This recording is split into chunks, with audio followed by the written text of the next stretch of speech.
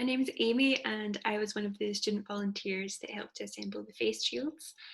I was a final year economics and politics student at the time, but all the volunteers were from a diverse range of backgrounds, from nursing to engineering to infection biology, and we were all still studying at the time.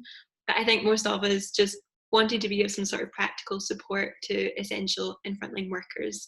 So this was a really great, safe opportunity to do that.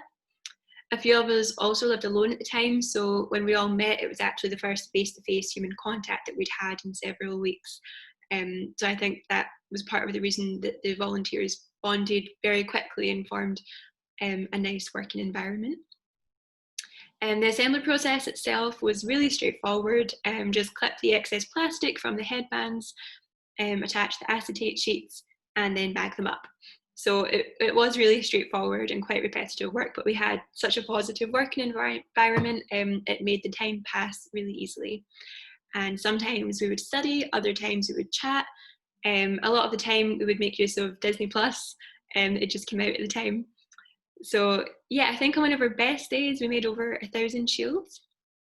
And at this time at the start we didn't have the partnership set up with the Medical Supply Drive Scotland. So some days we organised amongst ourselves and just our personal contacts to distribute the face shields. For instance, my mum, she works for Quadriers, which is a care charity, and it looks after people with additional support needs. So she took quite a few. I have a few friends who work in hospitals. One is a nurse in a COVID ward at Queen Elizabeth. So they were also in need at the time.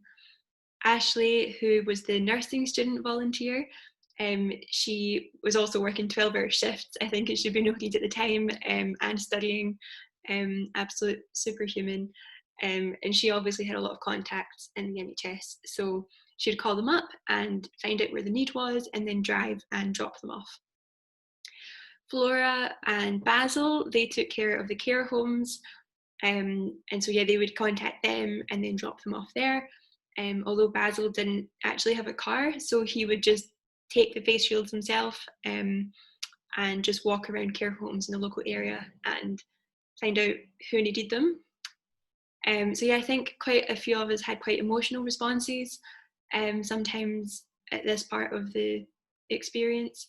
I think just because there was such a need there. And yeah, so this, I think the drop-off part was one of the best aspects of volunteering, just being able to give them to people who it would really make a difference to. So yeah, overall, a wonderfully positive experience. That although it obviously helped, hopefully helped other people, I think it also helped us volunteers to get through a really difficult, crazy, challenging time.